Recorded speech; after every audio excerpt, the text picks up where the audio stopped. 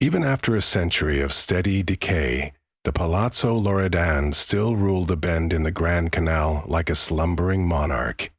Its balconies drooped with ornamental stone lacework, its shutters hung like eyelids heavy with forbidden dreams, and its foundations dipped into the green water at angles that made gondoliers avert their gaze.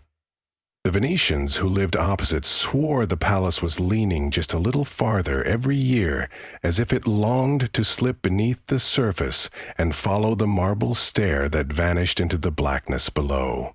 When Elisabetta da Nola arrived by Vaporetto one wet November dusk, she told herself the palace's tilt was an illusion of lantern-lit fog.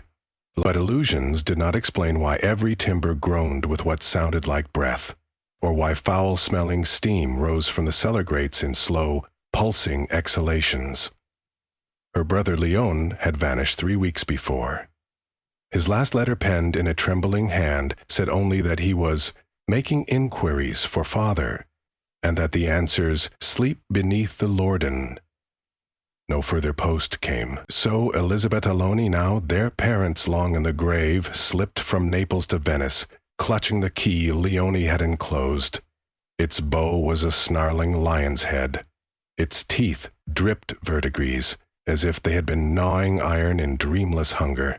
A withered porter admitted her through the water gate with the wordless glide of a mortician. The candle he carried burned a deep violet, staining the damp air mauve. "Signora da Nola," he rasped, though she had given no name. "The Archio is prepared." Elisabetta had come expecting to plead, to bribe perhaps, to threaten.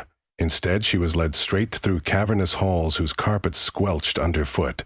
Family portraits, their varnish bubbled by brine, regarded her with eyes filmed white. Moans drifted from the wainscot, as if the sea itself had entered the walls and discovered that wood made a satisfactory instrument. The porter stopped before a door of water-thick oak. An iron plaque read, "Nulla salus praetor umbras." No salvation but through shadows. "Here," he said, bowing so low she feared he would fold in half. "Below." He offered her a lantern whose glass was clouded, distorted, as if gazing through it would plunge her hours into the future. Then he melted into the dark like salt in bitter water. Elisabetta fitted the lion key into the lock. Mechanisms clacked with arthritic protest, but the door yielded. Stale wind hissed up the stairwell beyond, carrying a cold so fierce it battered her chest. She descended. The staircase spiraled downward, stones slick with algae. Saltpeter crystals glittered like frost, giving the illusion of moonlit snow under earth. Somewhere far below, water plinked against metal in steady, deliberate rhythm, as though counting down. Her lantern sputtered. A trickle of oil leaked, perfuming the air with rancid sweetness. Every few steps, she saw names carved into the walls, some in Latin, some in dialects she didn't recognize. All were bracketed by years whose ink-brack dates grew closer and closer to the present. At last the stairs debouched into a vaulted hall, where columns leaned like reeds in swamp.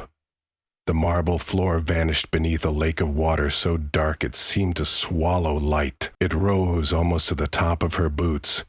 Elisabetta hesitated, feeling the ancient chill gnaw through leather. Ripples nudged her ankles in pulses that matched her heartbeat. From the gloom came a voice, or something like one, soft, consonantless, a sibilant caress brushing her ears from inside.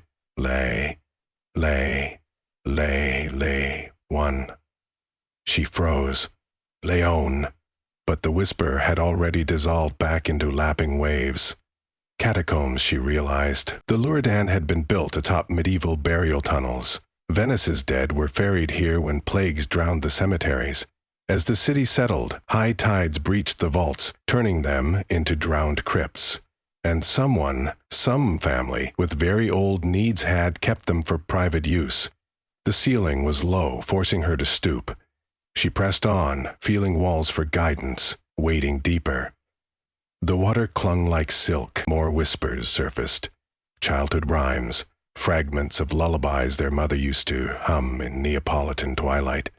"Come home, little starling, the pears are ripe." Elisabetta choked. "You aren't real." A soft laugh bubbled up around her calves, and then shapes glimmered beneath the surface. Not reflections, for the lantern's glow barely reached them. Faces looked up, rippling but distinct. Her father's fever-ravaged features, her mother's painted lips, Leon's boyish grin that he had outgrown years ago. Yet the eyes were wrong, glassy, blind, fixed on something far below her. She staggered back, sloshing water against the walls. The faces vanished, replaced by blackness as impenetrable as ink. Above, chains rattled. She turned and saw a gondola docking at a low archway across the hall. The boat's hull was carved with weeping sirens, and its prow curled into a talon. A ferryman stood within, no taller than a child, but swaddled in a cloak embroidered with bone-white lilies. His face remained hidden beneath a hood. "Signora Danola," he said, his accent unplaceable, vowels lengthened by subterranean echo. "Your brother waits." She could have refused, but there was the matter of the door, the labyrinth behind her, and that soft gleam at the gondola's prow. Leonie's ring, looped on a nail. She stepped aboard. The craft barely rocked, as if the water itself cradled it. Without visible oars, it glided through passageways lined with alcoves where alabaster saints slumped, their expressions eroded into mute astonishment. "Where are we going?" she asked. "Beneath I," the ferryman replied. He reached into the water with gloved hands and pulled, not the surface, but something beneath it.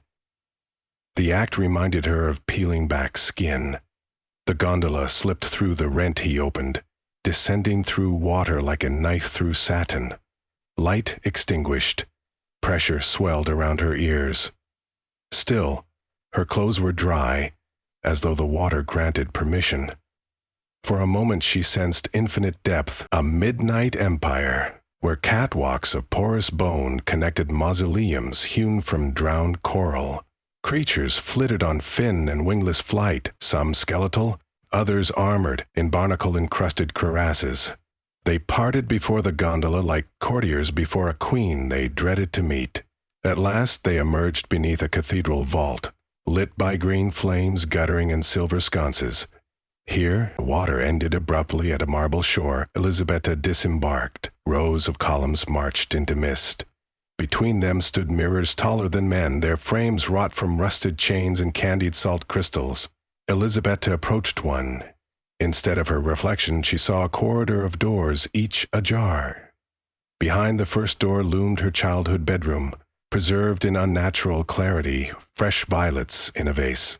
A half-read primer, dust motes suspended midair, as if time had inhaled and never exhaled. She reached toward the glass. At once the scene changed. The bedroom lay ruined, wallpaper sloughed like skin, toys floating in ankle-high sludge. Someone stood in the corner, head bowed, wrists raw and dripping brine Leon. His lips moved, but the mirror emitted only the rumble of deep water. "Where is he?" she demanded of the ferryman. "Very close, Signora." She whirled. The hood lay empty on the boat's deck. The ferryman was gone. The gondola itself dissolved into streaks of darkness that evaporated like smoke. A distant chant arose, echoing along invisible arcs in the gloom. Elisabetta followed the sound, weaving past the mirrors whose seams now shattered at her passing. Their shards did not fall but hovered, spinning like dead leaves. Each facet carried fragments of Leonie's face, calling, pleading without voice.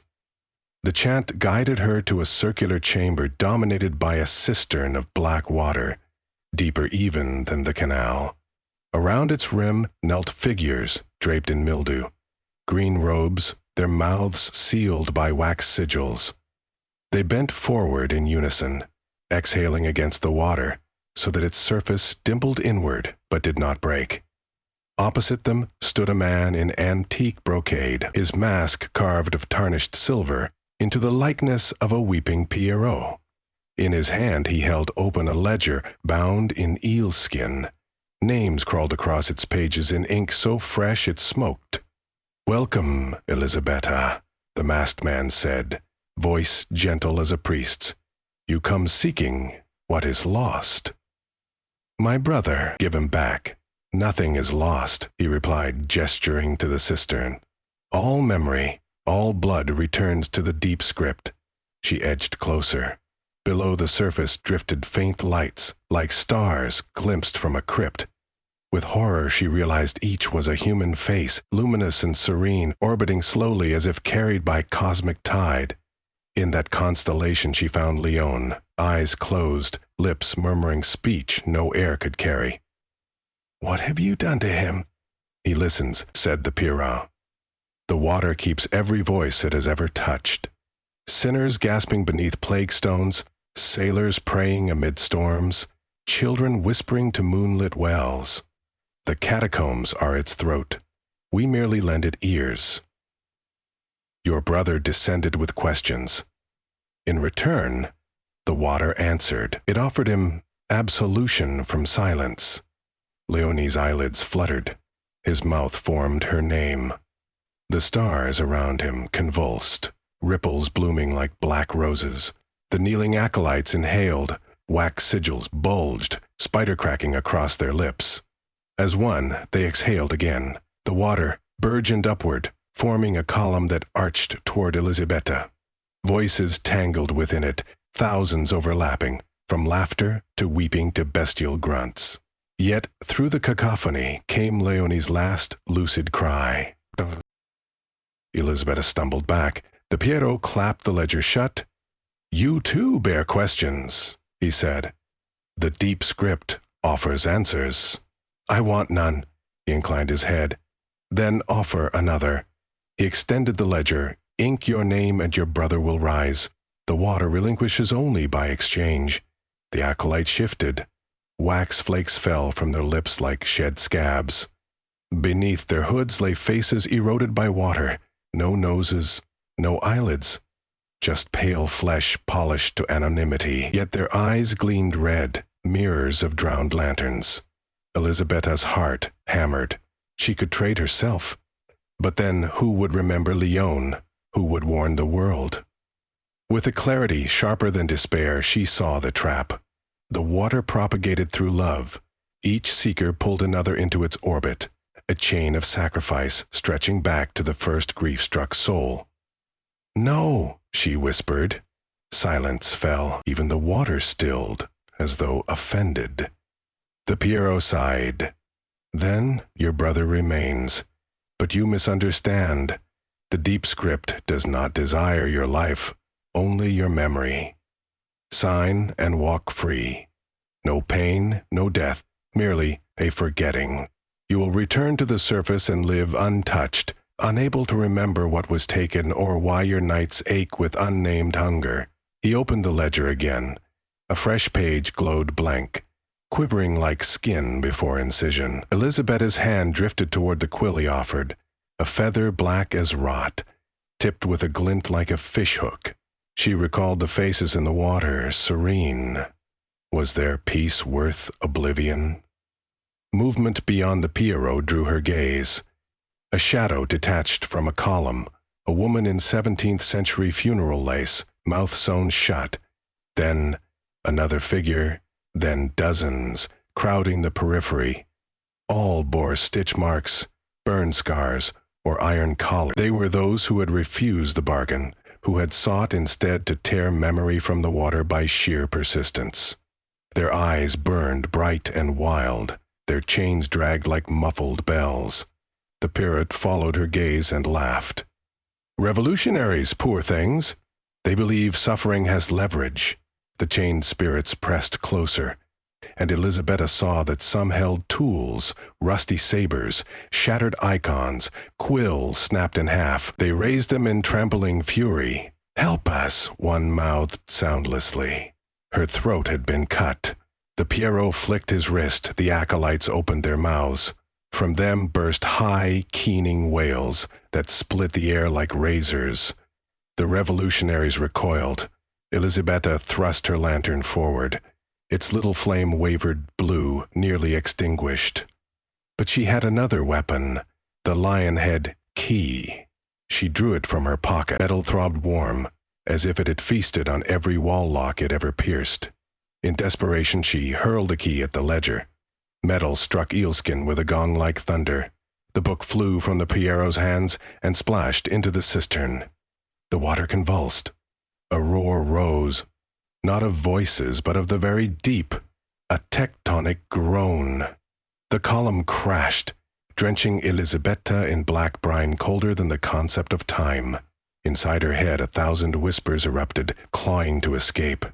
She screamed, not by choice, but because the water used her lungs as instrument. Cracks spidered across the cistern, then raced up pillars along the vaults. Green flames elongated, wavering like reeds in hurricane. The Piero staggered back, mask fissuring. "What have you done?" Elisabetta could not answer. Her voice was now a conduit. The water, robbed of its script, vomited forth the ledger. Pages dissolved into ribbons that wrapped around Leone's drifting body. His eyes flew open, white with terror. Then the vault tilted. One pillar collapsed, toppling acolytes into the deep. Revolutionaries surged, breaking chains, leaping toward the Piero. He vanished beneath a dozen clawing hands.